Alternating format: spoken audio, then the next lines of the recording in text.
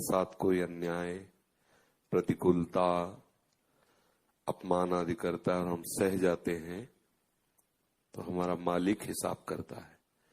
जब मालिक हिसाब करेगा तो हम सुरक्षित हैं और हम आनंदित हैं।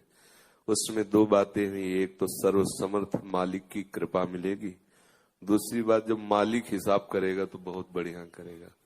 हम शरणागत जन हैं, हम अपना हिसाब मालिक पे छोड़ते हैं। हम जरूर असमर्थ हैं लेकिन मेरा मालिक समर्थ है। वो जब हिसाब करेगा तो एक एक क्षण का हिसाब करता है।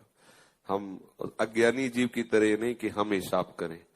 कोई अन्याय कर रहा तो मैं सह रहा हूं, उसमें दो बातें हैं। यदि वो हमारे प्रारब्ध के मार्जन के लिए मेरा प्रीतम करा रहा है तो मैं नया प्रारब्ध नहीं रचूंगा, सह जाऊंगा। और यदि कहीं वो अत्याचार कर रहा है तो राम रोष पावक सोच रही, मेरा प्रीतम उसे देख लेगा और जब वो संभालेगा तो बहुत अच्छी तरह संभालेगा। ये अज्ञानी लोग हैं जो ऐसा कहते हैं कि अन्याय नहीं सहन, और जिस दिन उसको हमारे द्वारा उस अन्याय का प्रतिरोध कराना होगा ना, उस दिन आप आपे में नहीं रहेंगे। अपने आप आपके अंदर आवेश आ जाएगा। आप तो वो आप नहीं कर रहे हो, आपका इष्ट करा रहा है। इसलिए अपने यंत्रवत तिनके की भांति रहते हैं, आनंद मगन होकर रहते हैं। हम प्रीतम के लिए अपना सर्वस्व अर्पण किए तो प्रीतम जाने। वो हमें आवेश दे दे या किसी के द्वारा करा दे, वो करे, वो जाने। मुझे ये भी नहीं कहना कि आप उसको दंड दे। मैं तो यही कहूंगा कि उसकी भी बुद्धि शुद्ध करें और अपने चरणों में ले लें, जिससे वो भी आनंदित हो जाए। संसार का एक अलग क्षेत्र है, भक्ति का एक अलग क्षेत्र है। भक्त का विचार, भक्त का आचरण एक अलग होता है।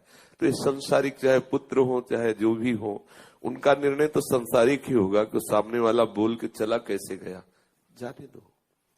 वो अगर बोल गया है और मुझे जलन होनी है तो मेरी पवित्रता बढ़नी है, और अगर उसको उत्तर देना है तो सामने वो शास्त्र मुखों से प्रकट होकर के इतनी गालियां देगा को संभाल नहीं पाएगा। हम चुप हो जाएं, हम मौन हो जाएं, यही हमारे लिए। हम शरणागत जन हैं। हमारे मौन होने का मतलब ये नहीं कि हम कमजोर हैं। हमारे मौन होने का मतलब कि मेरा मालिक क्या उत्तर देता मैं देखता हूं, मैं देखने वाला होऊंगा, उत्तर मेरा मालिक देगा, फिर बात समझ जाएगी। वो एक संत कहा करते थे कि दुखिया को न सताइए, दुखिया देगा रोए, और जब दुखिया के मुखिया सुने तब तेरी गति का होए। रामचरितमानस में लिखा है कि जो अपराध भक्त कर करई, राम रोष पावक सोजे। महातपस्वी दुर्वासा के होश उड़ गए। अम्बरीश जी ने एक भी शब्द नहीं कहा, लेकिन परास्त कौन हुआ? दुर्वासा परास्त हो गए। महातपस्वी एक शब्द भी नहीं बोला, एक शब्द भी नहीं अम्बरीश जी ने बोला, और त्रिभुवन में भागना पड़ा उस महातपस्वी को, और कहीं भी ठौर नहीं मिली। अंततोगत्वा अम्बरीश के ही चरण पकड़े। यह है हमारे स्वामी के आश्रय का मौन। मौन हो गए। तो देखो स्वामी ने क्या किया, भेज दिया सुदर्शन चक्र को। एक महातपस्वी की तपस्या मारी घूमती रही, सब जगह भाग के गया, कहीं भी ठौर नहीं मिली। ऐसे ही हम चुप रहे।